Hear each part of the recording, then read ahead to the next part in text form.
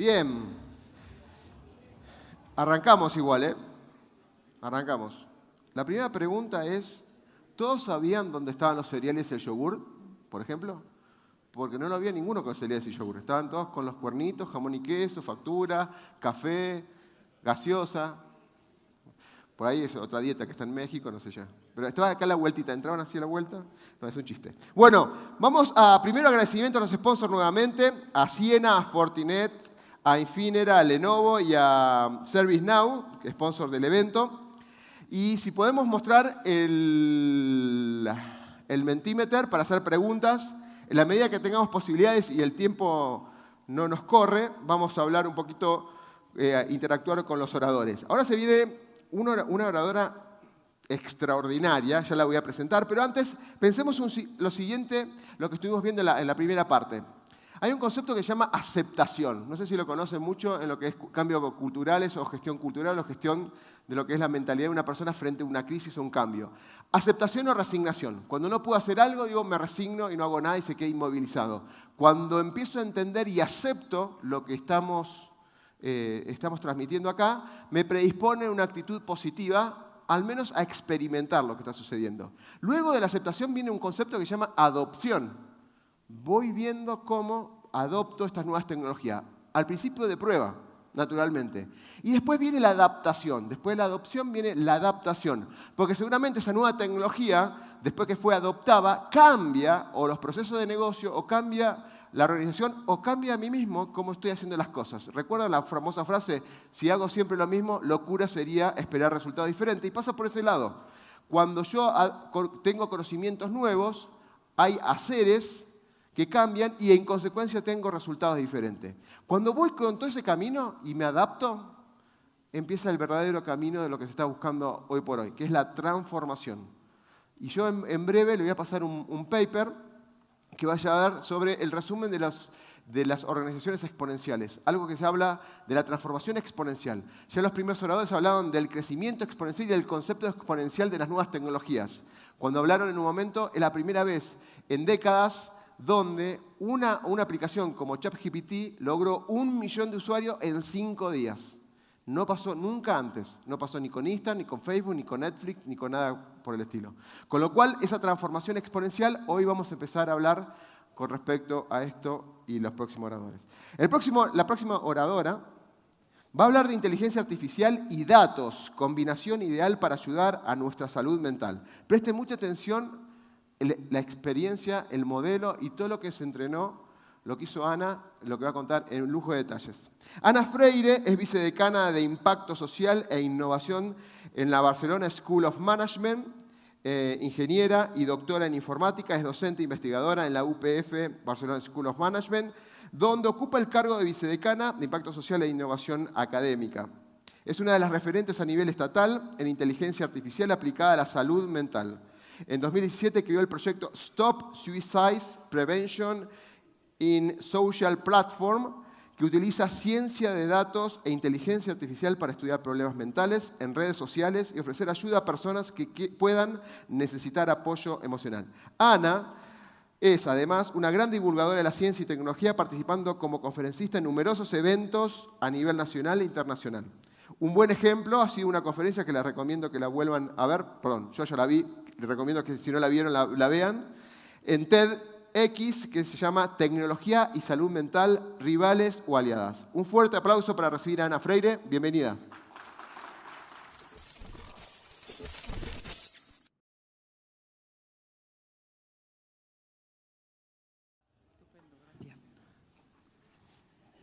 Pues muy buenos días, tardes a todas y a todos. Es un placer para mí estar aquí. Yo soy docente e investigadora en la Universidad Pompeu Fabra, en la Escuela de Management.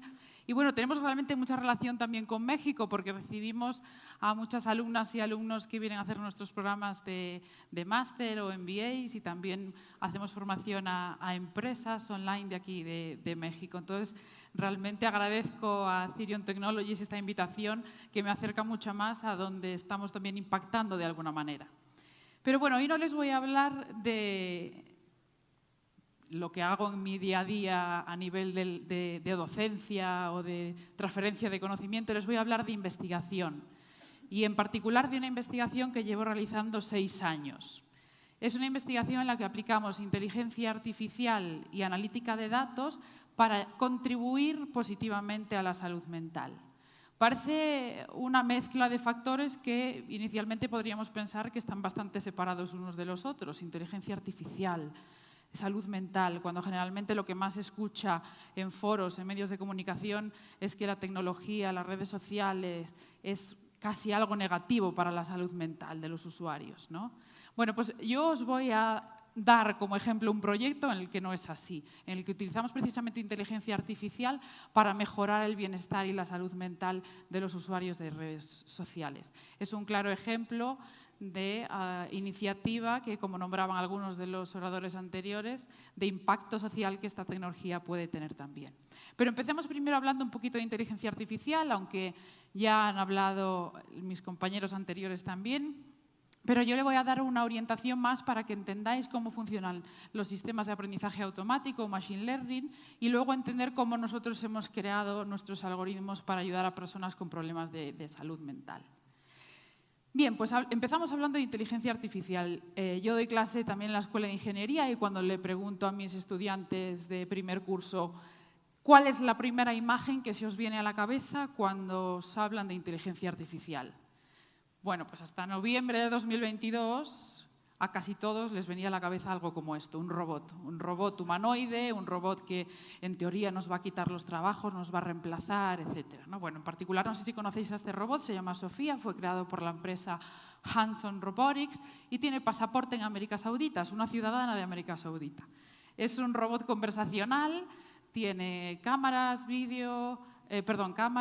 micrófonos, altavoces y puede mantener más o menos una conversación. Hay un dilema realmente de si es un robot 100% inteligente, pero sí hay algunas de las facetas que hace que son basadas en procesamiento del lenguaje natural e inteligencia artificial.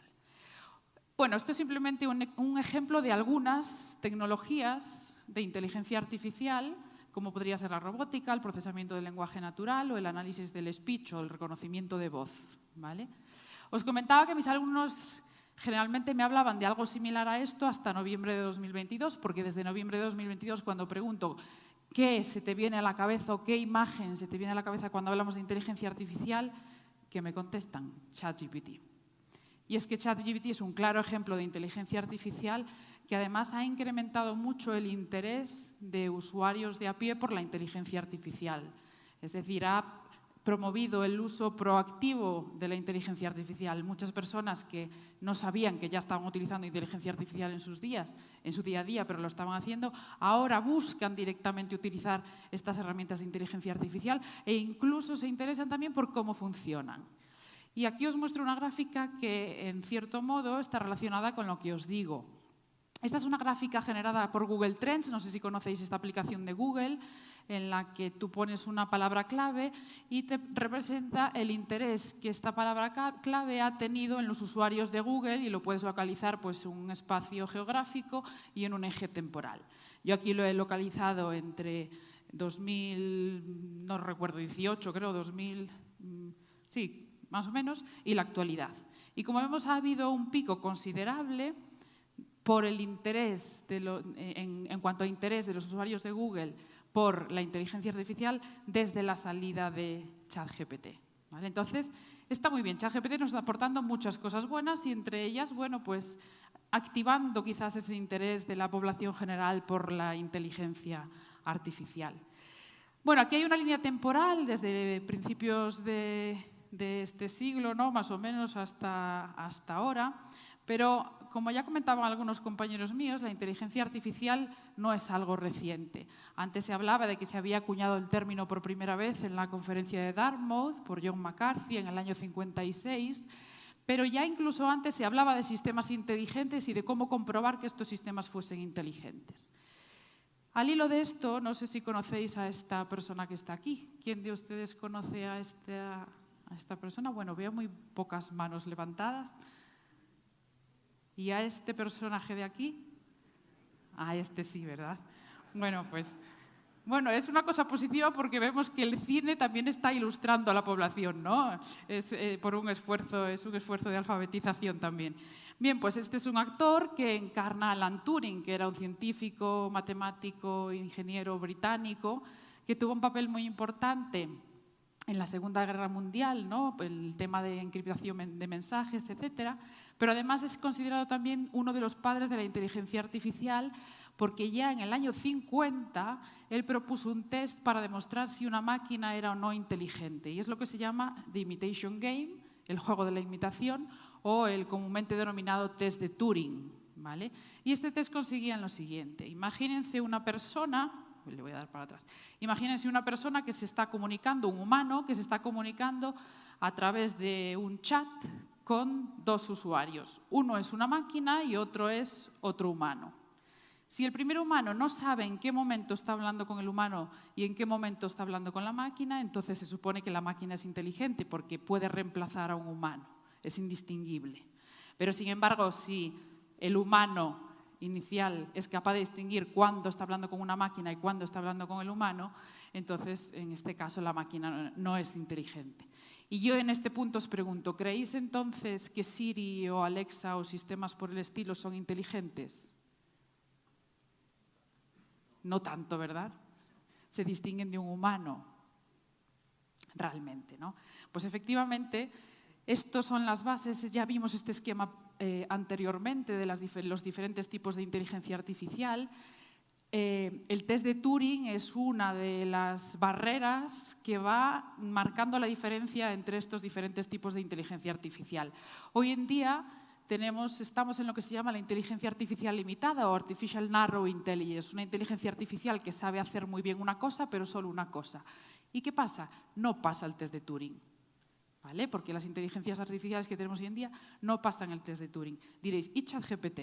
Bueno, pues hay una discusión, incluso en la comunidad científica, de si ChatGPT pasa o no el test de Turing. Hay quien dice, a veces sí lo pasa, pero si es solo a veces, ¿no? Entonces es que no lo pasa. También se está planteando si realmente el test de Turing es la herramienta que hoy en día tendríamos que utilizar para evaluar si un sistema es o no inteligente, ¿vale? Bueno, hay quien dice que poco después del momento en el que estamos hoy en día que llegará la inteligencia artificial general, que como ya se ha explicado anteriormente también, será una inteligencia artificial que sabe hacer muchas cosas muy bien. Es decir, sería ya más equivalente a un humano. ¿Y ahí qué pasa? Pues sí superaría el test de Turing, ¿vale? Y bueno, hay también los creyentes que dicen que después de esta inteligencia artificial general llegaría la superinteligencia artificial que ya superaría las capacidades del ser humano. Y yo digo, es que ya tenemos hoy en día sistemas que ya superan la capacidad del ser humano y no pasa nada, ¿no? Y lo que tenemos que hacer es explotarlo. Tenemos computadoras que computan de una manera mucho más eficiente que nosotros. Sistemas que detectan cánceres incluso mejor que un grupo de dermatólogos. Bueno, pues aprovechemos eso. Sí, lo que tenemos que tener en cuenta es que se regule el diseño y el uso de la inteligencia artificial para que esta superinteligencia artificial no llegue a hacer daño a un humano. ¿Qué es entonces la inteligencia artificial? Reproducir comportamiento inteligente humano en una máquina. Y esto puede ser un amplio espectro de cosas, como por ejemplo, bueno, pues detectar, como decía, un cáncer de piel a través de una imagen, conducir un coche de manera autónoma o predecir las ventas que va a tener mi empresa en el próximo año. Tenemos diferentes tipos de inteligencia artificial en cuanto al propósito y a las herramientas que se usan, a los métodos que se usan para hacer que la máquina sea inteligente. Algunos de estos sistemas son, por ejemplo, pues la robótica, es una clase de inteligencia artificial, que ya vimos ejemplos también de qué es la robótica. Sistemas, por ejemplo, de reconocimiento de voz, sistemas de reconocimiento, de procesamiento del lenguaje natural. El lenguaje natural es el que hablamos los humanos y el lenguaje máquina es el que hablan las máquinas. Bueno, ya veréis que a los ingenieros nos gusta mucho llamarles a las personas humanos, ¿no? Entonces decimos humano y máquina. Bueno, pues lenguaje natural es el que hablamos los humanos. Y después tenemos una parte de la inteligencia artificial que se llama Machine Learning o aprendizaje automático. Y lo que caracteriza a esta rama es que la máquina o el sistema inteligente aprende de manera autónoma en base a ejemplos. Yo lo comparo mucho a cómo aprende un niño o una niña pequeña.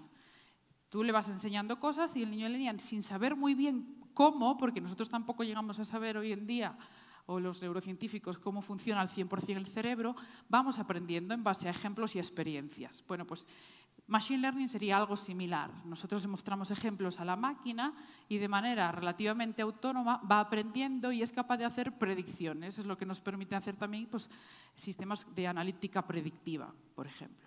Bueno, pues Machine Learning son los sistemas que nosotros hemos utilizado para detectar y caracterizar problemas de salud mental en redes sociales.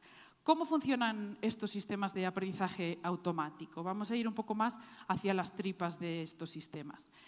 Imaginad que yo lo que quiero hacer, vamos a ir al campo de la salud, es detectar a través de diferentes pruebas médicas, de un Excel que puedo tener, por ejemplo, ¿no? Ya no hablo de grandes bases de datos. Imaginad que lo que quiero es detectar pacientes con alto riesgo de padecer una enfermedad, de pacientes de control o pacientes sanos o pacientes de bajo riesgo, ¿vale? Bueno, pues lo que tengo que hacer es construir dos conjuntos de datos, uno con pacientes de alto riesgo. Este conjunto de datos realmente puede ser una tabla con diferentes datos demográficos y médicos de un paciente. Y por otro lado, lo mismo, otro conjunto de datos con datos demográficos, médicos de pacientes que están sanos, ¿no? Entonces tenemos conjunto de datos de pacientes enfermos, conjunto de datos de pacientes sanos. Esto es conocimiento que nosotros ya tenemos, es decir, serían pues, pacientes que ya existen en un hospital. ¿Qué hacemos con estas tablas? Que nosotros le llamamos vectores, ¿no? Toda la información que tenemos de cada uno de los pacientes realmente es un vector de características que identifica a cada uno de estos pacientes. Se lo mostramos al algoritmo y empezamos un proceso que se dice entrenamiento. El algoritmo empieza a ver ejemplos etiquetados. Etiquetados quiere decir, mira, este vector con estas características, esta edad, este género, este test médico de sangre, de orina, lo que sea, se corresponde con un paciente enfermo. Este otro se corresponde con un paciente sano. Y va viendo ejemplos. Claro, cuantos más ejemplos tengamos, mucho mejor aprenderá. Y esto es algo que ya se ha nombrado anteriormente, ¿no? La capacidad de los datos, de las grandes cantidades de datos, para entrenar bien los sistemas de inteligencia artificial, que es lo que ha hecho que la inteligencia artificial haya explotado ahora y no en el 1950 o 56, cuando ya se hablaba de ella. ¿Cómo aprende realmente? ¿Tenemos alguna idea? Pues depende del sistema. Se pueden utilizar diferentes algoritmos de aprendizaje, incluso aquí, ¿vale? Son como metodologías docentes, ¿no? Pues se pueden utilizar diferentes algoritmos de aprendizaje. Uno de ellos son algoritmos basados en árboles, que son muy utilizados porque son muy intuitivos y nos podemos, los más sencillitos, que son árboles de decisión, nos pueden mostrar incluso el proceso de razonamiento del algoritmo. Aquí veis un ejemplo en el que ¿realmente esto qué es? Esto es un árbol que el algoritmo crea. Después de ver tantos ejemplos de casos de pacientes sanos y de pacientes enfermos, dice, a ver, ¿cuál es la característica más importante que me permite a mí distinguir los pacientes enfermos de los pacientes sanos? Y dice, en este caso, la edad. Si la edad es mayor de 70, entonces el paciente es de alto riesgo. Si la edad no es mayor de 70, entonces tengo que mirar la enfermedad respiratoria. ¿Tiene enfermedades respiratorias previas? Si es que sí, es de alto riesgo. Si es que no, pues entonces es de bajo riesgo, ¿vale? ¿Cuál es el problema? Que generalmente no tenemos un árbol tan pequeño. Tenemos árboles que pueden tener incluso cientos de hojas, ¿vale? Un proyecto que hicimos nosotros con un hospital clínico en Barcelona para detectar pacientes con esclerosis múltiple, eran árboles prácticamente ilegibles, ¿no? Porque realmente es un razonamiento complicado que incluso a los doctores les cuesta. Una vez que este algoritmo está entrenado, ha visto muchos ejemplos, ¿qué hacemos? Pues podemos pasarle un paciente nuevo, no le decimos qué tipo de paciente es, si es enfermo o es sano, y el propio algoritmo nos dará una predicción y nos dirá, pues con un 98% de predicción, este paciente es sano o no. Entonces, así es como aprenden este tipo de sistemas. Este es un sistema basado en árboles, podríamos tener sistemas basados en regresiones, en hiperplanos, diferentes tipos de características. Pero en particular os muestro este porque hoy que se habla mucho de la inteligencia artificial explicativa y explicable o transparente, estos árboles nos permiten ver cómo el algoritmo está razonando, cuáles son las características que el algoritmo está teniendo en cuenta para clasificar a una persona de un modo o de otro. Aquí podéis ver una falla en el sistema. ¿Cuál es el problema que puede haber aquí? Pues que si metemos basura en el algoritmo nos genera basura. ¿Esto qué significa? Que si los datos que utilizamos para entrenar el algoritmo no son de calidad, no son representativos, tienen sesgos, están sesgados de algún tipo, de género, de raza, de lo que sea, pues nos generará basura. Y fijaos que digo, estoy poniendo el sujeto aquí, lo estoy poniendo en los datos, no en el algoritmo. La inteligencia artificial no es la que discrimina, no es la que genera sesgos, es la persona o el equipo que crea estos algoritmos, porque están entrenando mal estos sistemas. ¿Vale? Algunos ejemplos de esto que os estoy contando. Amazon, en el 2015, lanzó un sistema para selección de personal. Lo que quería era, en el departamento de ingeniería de software, seleccionar nuevos candidatos para entrar en Amazon. Recibían muchos currículums. Entonces dijeron, mira, yo voy a crear un sistema que reciba 100 currículums y me seleccione los 5 mejores. ¿Cómo crearon este sistema? Con aprendizaje automático. Les pasaron ejemplos de currículums de usuarios, de candidatos que habían sido aceptados en Amazon y ejemplos de candidatos que no habían sido aceptados para que así el algoritmo aprendiese. Nunca contrataba mujeres. Os podéis pensar, ya podéis estar pensando ya por qué, ¿no? Bueno, pues porque históricamente, por diferentes motivos, estereotipos, temas sociales, culturales, en ingeniería de software la mayor parte de los trabajadores son hombres. Claro, los que crearon este algoritmo utilizaron datos históricos para entrenarlo. ¿Qué candidatos ha recibido Amazon que ha contratado? ¿Qué candidatos ha recibido Amazon que no ha contratado? La mayor parte eran hombres. Bueno, pues el algoritmo entendió que ser hombre era una característica para ser contratado, ¿vale? Pero el algoritmo no tiene la culpa, ¿lo entendéis? ¿No? Es la persona que está entrenando al algoritmo que no se ha dado cuenta que hay un sesgo y le ha pasado pues, muchos más ejemplos de una clase que de otra. Esto, claro, puede ser realmente un problema cuando estamos hablando de dar prestaciones sociales o de ofrecer un crédito, etc. Tenemos que ver bien si esos datos son representativos de la sociedad actual y si son de calidad. Lo mismo pasó en las Cortes de Estados Unidos. Utilizaron y llegaron a utilizar un sistema entrenado también en datos históricos, un sistema de predicción de la reincidencia de los reclusos. Y el sistema acabó dando un mayor índice de reincidencia a reclusos simplemente por el color de su piel. Claro, si utilizaran un algoritmo como el del árbol, podrían ver realmente que una de las características utilizadas para tomar la decisión era el color de piel. ¿Vale? Entonces, es importante utilizar algoritmos transparentes como el que os mostré antes. ¿Cómo podemos mitigar el sesgo en los algoritmos? Hay diferentes técnicas. Primero, datos de calidad, ver que los datos históricos corresponden también a datos actuales.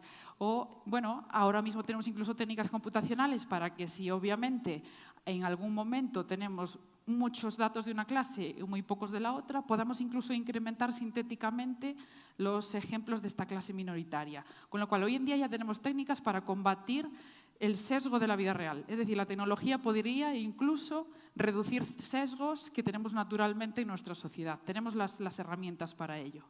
Utilizar algoritmos transparentes para ver cómo piensan y detectar algunos posibles malos comportamientos. Equipos diversos en cuanto a género, a cultura, conocimiento, etc. Si hay personas diversas en un equipo, es mucho más posible que se detecte un sesgo de este tipo. Y auditorías expertas. Esto puede ser, por ejemplo, si estamos haciendo un algoritmo para predecir o bueno, para asignar un crédito a un cliente o asignar una prestación social, deberíamos de hacerlo en colaboración científicas y científicos de datos, en colaboración con personas expertas en el ámbito de aplicación del algoritmo para que sepan qué posibles sesgos puede haber en ese ámbito. Y ya no hablemos de la regulación, por supuesto, ¿vale? Toda esta inteligencia artificial ha de estar regulada y es un esfuerzo que en Europa estamos haciendo. Probablemente será la primera regulación en inteligencia artificial que salga. No tenemos la hegemonía de la inteligencia artificial, pero sí de la regulación. ¿Es bueno? Yo creo que no. Pero bueno, por lo menos empezamos regulando, que es algo que vamos a necesitar para diseñar inteligencia artificial que no sea dañina para el ser humano. Entonces, ahora que ya hicimos un breve recorrido por la inteligencia artificial, sobre todo por la parte de aprendizaje automático, os voy a mostrar un ejemplo de cómo aplicarlo en el ámbito de la salud mental. Y para ello os he traído un proyecto que yo dirijo desde hace ya casi 7 años, creo, que se llama STOP y en el que utilizamos analítica de datos e inteligencia artificial para caracterizar cómo se comportan en redes sociales usuarios con problemas de salud mental y lanzar algún tipo de ayuda que pueda pues darles apoyo emocional. Este es un proyecto en el que colaboramos 7 instituciones a nivel internacional, 1, 2, 3, 4, 5, 6, 7 exactamente. Bueno, ahora se acaba de unir una, pero todavía no lo puedo anunciar, realmente seríamos ya 8, entre hospitales, centros de investigación, fundaciones y universidades. Fijaos que es un proyecto multidisciplinar, como han de ser los proyectos de inteligencia artificial. Yo, como ingeniera de datos, no tengo ni idea de psicología o psiquiatría. Necesito el conocimiento del contexto de estos expertos, mezclarlo de alguna manera, que es complicado, y aplicarlo al caso de uso. ¿Por dónde empezamos? Realmente nosotros lo que queríamos estudiar era personas con ideación suicida, porque en España, por ejemplo, es un gran problema de salud pública hoy en día. Los muertos por suicidio prácticamente triplican a los muertos por accidente de coche.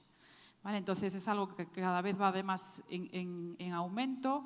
El año pasado pues, cometieron suicidio más de 4.000 personas en toda España y es un problema al que hay que prestarle atención y que hay que romper el tabú de hablar pues, de ideaciones suicidas, de todo esto, pues si alguien está mal, a animarlo a que se comunique, a que busque apoyo. Bueno, ¿qué hicimos entonces? Empezamos conversaciones con psicólogos, psiquiatras, como se hace un proyecto multidisciplinar, y nos dijeron, ojo, que detrás de más del 90% de las personas que tienen ideación suicida hay una enfermedad mental, y depresión es la más habitual. Entonces debéis de estudiar también la depresión. Y una vez que estábamos estudiando depresión e ideación suicida en redes sociales, descubrimos que hay una comunidad muy activa también en redes, que probablemente muchos de vosotros ni veáis, porque yo no lo vi hasta que empecé a estudiar esto, que es la comunidad de los trastornos de la conducta alimentaria, que incluso utiliza como anorexia o bulimia, por ejemplo. Que en redes sociales incluso utilizan hashtags, palabras clave, para identificarse entre ellas, digo ellas porque casi siempre son mujeres, la mayor parte, más de un 80 y pico % son mujeres en redes sociales, y utilizan incluso estos hashtags para identificarse y darse consejos negativos, ¿no? Consejos nocivos, como tómate este laxante o cómete un limón al día. ¿Vale? Entonces es una comunidad que realmente cuando la enfermedad está muy avanzada pueden llegar a tener también conductas autolíticas, autolesiones e ideación suicida. Entonces elegimos estos 3 problemas para centrarnos en su estudio en redes sociales. ¿Cómo hacemos este estudio? Primero hacemos una fase de crawling. ¿Crawling qué es? Crawling es recopilar datos de redes sociales. En nuestro caso lo hicimos de Twitter. Ya debería de haber cambiado el icono del pájaro y ponerle una X, pero de momento creo que no estamos suficientemente acostumbrados, ¿no? El pájaro queda más claro. Bueno, pues lo que hacemos es filtrar publicaciones en redes sociales que contengan palabras o frases relacionadas con alguno de estos 3 problemas.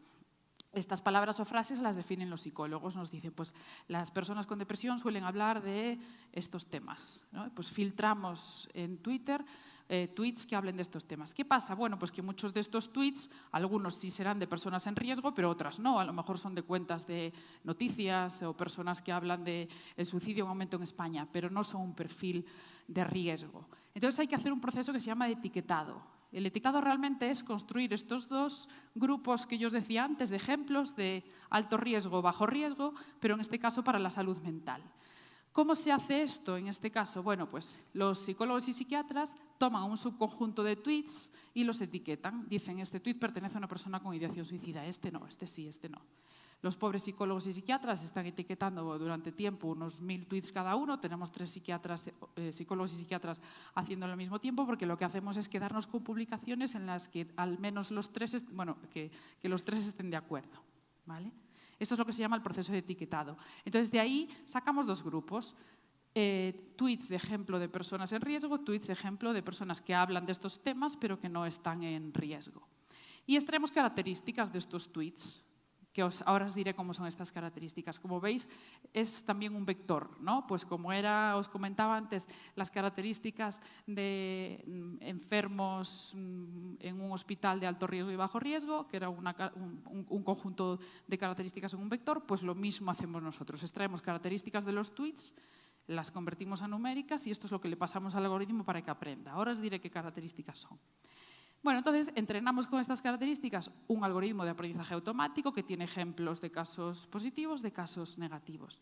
Y cuando se acaba de entrenar es capaz de darle una etiqueta, ¿no? Digamos, a nuevos usuarios en alto riesgo o bajo riesgo de suicidio, depresión o de trastornos de la conducta alimentaria. Hemos conseguido un 85% de precisión para detectar suicidio y un 95% para detectar trastornos de la conducta alimentaria. En depresión también en torno a un 90%, más o menos. Estábamos preocupados por el 85%, decíamos, tampoco es tan alto, ¿no? Porque sobre todo en el ámbito médico se busca una precisión superior a un 90-95%. Pero un 85% es la precisión que tiene un grupo de psicólogos o psiquiatras en también detectar una ideación suicida. Entonces, realmente no lo estamos haciendo tan mal. ¿Qué características extraemos de los tweets para saber más sobre los usuarios que nosotros les estamos poniendo de ejemplo? Características textuales. Medimos, por ejemplo, qué factores, de qué temas habla el usuario que están relacionados con suicidio. Por ejemplo, pues abusos sexuales en la infancia, acoso escolar, abuso de ciertas sustancias como drogas o alcohol, etcétera, ¿vale? O factores inhibidores. La religión, por ejemplo, nos dicen los psicólogos y psiquiatras que las personas religiosas que habitualmente no llegan a tener una ideación suicida por sus creencias, ¿no? Pues ese sería un factor inhibidor. Características psicológicas y de actividad. Medimos, por ejemplo, si hay al menos un periodo de 6 horas al día en el que la persona no tiene actividad en redes. Eso supondría que hay un patrón de sueño regular, porque el insomnio está asociado también a este tipo de problemas. Y características de imagen. Entrenamos aquí un algoritmo también de aprendizaje automático, en este caso de Deep Learning, que nos dice qué probabilidad hay de que una imagen esté relacionada, una imagen que postea el usuario esté relacionada con suicidio, con depresión o con trastornos de la conducta alimentaria. Fijaos una cosa importantísima aquí, es que yo estoy hablando de temas muy sensibles y para que este proyecto sea posible, realmente lo que tuvimos que hacer es anonimizar completamente todas las publicaciones. De manera que nosotros no sabemos quiénes son los usuarios que estamos estudiando.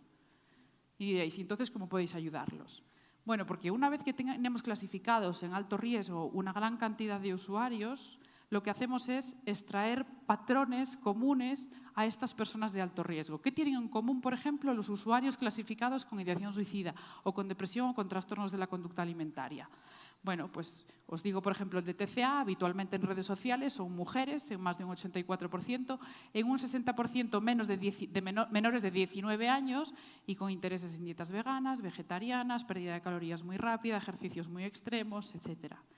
Con estos 3 perfiles, ¿qué hacemos? Fijaos que esto es completamente anónimo. Yo simplemente sé que este es un perfil de ideación suicida, un perfil de depresión y un perfil de TCA.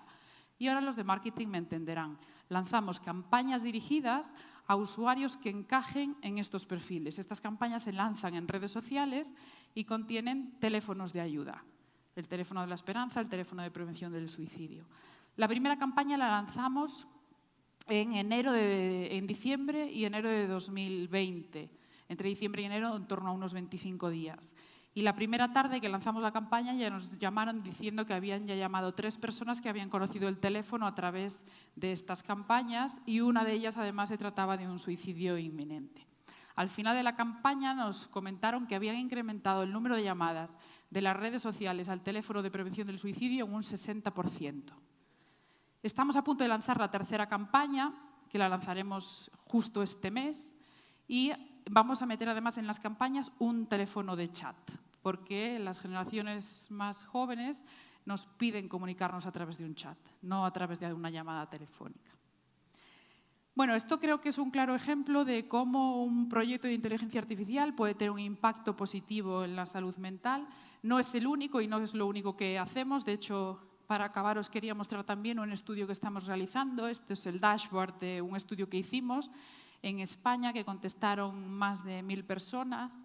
Y es un estudio en el que estamos intentando saber si hay algún tipo de relación entre la salud mental y el ámbito laboral. Y estamos utilizando inteligencia artificial para entender qué características son las más predictivas en el ámbito laboral para predecir la salud mental de sus empleados. Es decir, pues, ¿qué características estarían en la parte de arriba del árbol, ¿no? Que son las que me ayudan más a distinguir una persona con problemas de salud mental en el trabajo o no, ¿vale? Bueno, pues hemos sacado algunas conclusiones, como por ejemplo, entre los entrevistados o encuestados, un 82% ha sufrido problemas de salud mental debido a causas laborales, pero solamente un 25% ha sido diagnosticado, ¿no? Refleja un poco la dificultad de acceso que hay todavía al diagnóstico y tratamiento de problemas de salud mental. Y solo un 14% ha tomado baja laboral por problemas de salud mental originarios en el trabajo. Hay otros datos que os podría contar, pero yo creo que el más alientable es que lo que llevamos estudiado hasta ahora nos ha demostrado que realmente la característica más predictiva de la percepción de la salud mental en un trabajador, es decir, cuál es la característica que más nos ayuda a predecir que una persona realmente tiene problemas de salud mental por causas laborales. Y esta característica es tener un mal jefe. Las personas que tienen un mal jefe, algunas de ellas pueden ser susceptibles de desarrollar un problema de salud mental. Entonces, aprovechando que aquí hay muchos jefes y jefas, ¿no? Os animo a que toméis medidas y bueno, pues intentéis mejorar la salud mental de vuestros empleados, porque al fin y al cabo mejoraremos también la nuestra. Aquí os dejo un código QR de la página web del proyecto. Podéis hacer incluso donaciones, porque las campañas en redes sociales nos las pagamos nosotros. Y nada más, muchísimas gracias por vuestra atención y espero que hayáis aprendido un poquito más de inteligencia artificial. Genial, genial. ¿Te puedo hacer unas preguntas? Claro, adelante. Bien, genial. La primera pregunta es difícil y es complicada. Permitímela. A ver. Como decía Aristóteles, hay un justo medio entre tecnología y las capacidades de los médicos de la salud. ¿Cuál es el justo medio de todo esto? ¿Justo medio a qué te refieres en Y particular? claro, o sea, hay algunos que no usan tecnología y van por su experiencia, y escucharte con estos grados de precisión diría, y bueno, ¿para qué necesitamos al médico? Digamos, ¿no? Bueno, yo siempre opino, sobre todo cuando estamos hablando de sistemas que están aplicados a la salud, que han de ser siempre un sistema de apoyo a la decisión, nunca un sistema que reemplace la decisión de un médico. Porque, por ejemplo, a lo mejor nosotros utilizamos características, esta tabla que os decía, para representar un paciente, que a lo mejor no son todas las que un médico tiene en cuenta. A lo mejor un médico llega a alguien a la consulta y ve que tiene a lo mejor los ojos amarillos, que puede ser síntoma de algo, y nosotros no hemos puesto esto en el algoritmo. Entonces, obviamente, va a detectar el médico mucho mejor que el algoritmo algún tipo de problema en este caso. Yo creo que siempre los algoritmos de inteligencia artificial en salud han de ser un complemento en la toma de decisiones. Puede ser una ayuda en el diagnóstico, en el tratamiento, pero nunca un reemplazo. Y en salud mental menos, porque en salud mental realmente de lo que nos estamos quejando en todo el mundo es de la falta de psicólogos y psiquiatras. Entonces no podemos reemplazarlos, los pocos que tenemos. Necesitamos más y sistemas como este que, bueno, pues puedan complementar de alguna manera la labor que estos psicólogos y psiquiatras hacen, porque además lo que nosotros hacemos es llegar a pacientes, bueno, a usuarios que a lo mejor nunca han recibido un diagnóstico, ¿no?, de salud mental, nunca han ido a una consulta. Totalmente. La otra pregunta está, como dijiste, en la capacidad del médico de salud. Tiene también su capacidad de intuición por la experiencia. Entonces tiene un dashboard de indicadores y él puede intuir, no, porque no es adivinar, intuir por sus capacidades qué camino elegir, como bien dijiste. Pero hay casos donde este modelo que entrenaste sirve para un determinado segmento, ¿no? Porque estudiaron un determinado segmento. ¿Se podría extrapolar a cualquier geografía o cómo sería? Ahí tendremos que tener cuidado con el tema de sesgos también. Hay que tener mucho cuidado porque incluso nosotros lo hemos visto en temas de salud mental, no se comporta igual un determinado segmento de la población que otro, ¿no? Incluso, bueno, ahora mismo en España hay una región que nos ha comenzado un proyecto con nosotros, que es caracterizar a los usuarios propios de esa región, ver qué características tienen y lanzar campañas personalizadas para ellos. Entonces, todo lo que sea cambio de ámbito, sobre todo en salud, pero ya no solo en salud, de ámbito de aplicación de estos sistemas, yo diría han de pasar otra vez una revisión, sobre todo por expertos en el caso de uso de aplicación de estos algoritmos, para evitar mal funcionamiento y que al final a lo mejor pues puedan llegar a hacer algún tipo de efecto, a tener algún tipo de efecto negativo sobre los humanos. Totalmente, que fue efectivo en el sentido de recopilar información y perfilar estos estereotipos y hacer una campaña de prevención, digamos, no daña absolutamente nada, es todo positivo, sobre todo los indicadores. Sí. Vamos a hacer una encuesta nomás para ver acá cómo es. Levante la mano quien tiene un mal jefe, por ejemplo. ¿Ves? Ninguno tiene. Con lo cual, eso pasa en España solamente, ¿sí? No en México, claramente. Bien. Muy bien. Ana, muchas gracias. Muchas gracias. Que vaya muy bien. Te dejo esto, ¿verdad? Sí, gracias. Yo no llego a ver bien por las luces, pero seguro está el jefe apuntándole con algo, diciendo, levantás la mano y te vas el mañana. Sí, claro, claro. Bien, bien. Sigamos entonces. Qué grande este proyecto de Ana, ¿eh? Es excelente, excelente.